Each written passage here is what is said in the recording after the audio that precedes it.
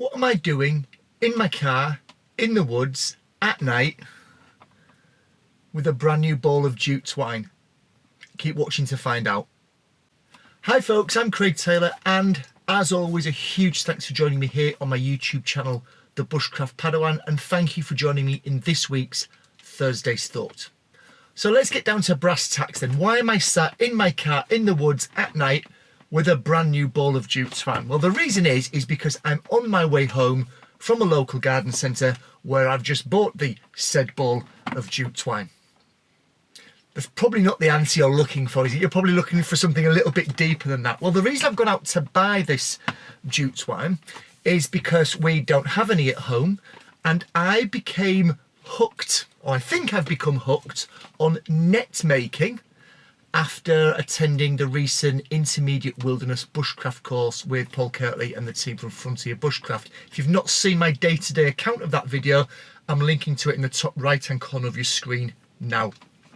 I think I've become hooked on it. I'm enjoying doing it. I enjoyed doing it.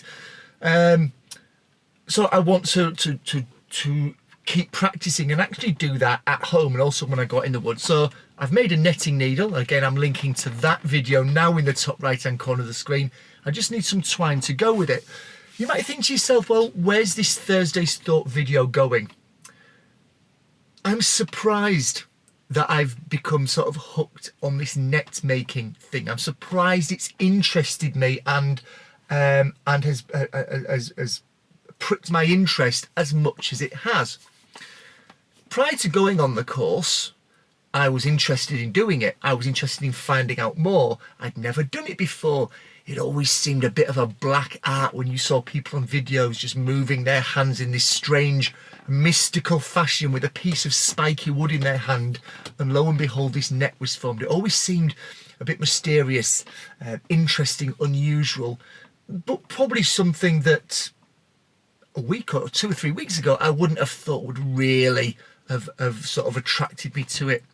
But I went on the course and really enjoyed doing it. I enjoyed the methodical nature of it. I enjoyed the logic of it.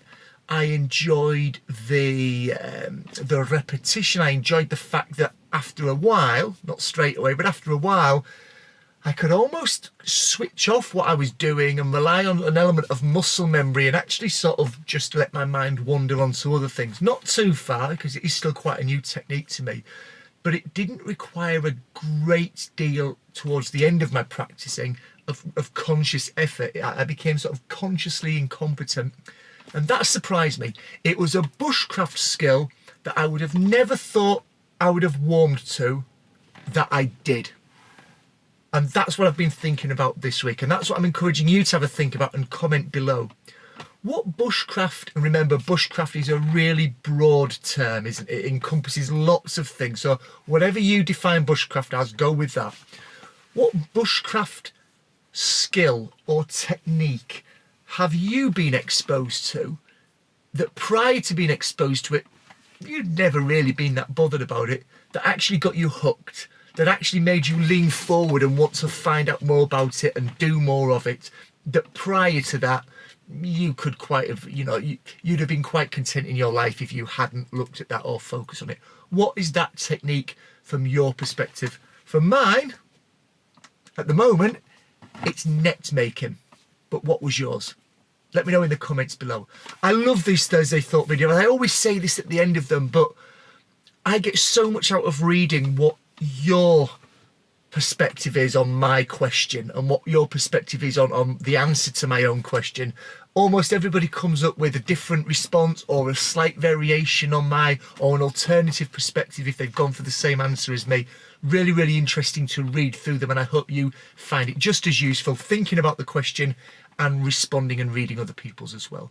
As always, please remember to click, like, share, subscribe, all of that usual stuff, and I'll see you hopefully out of my car and in the woods in my next video. Cheers.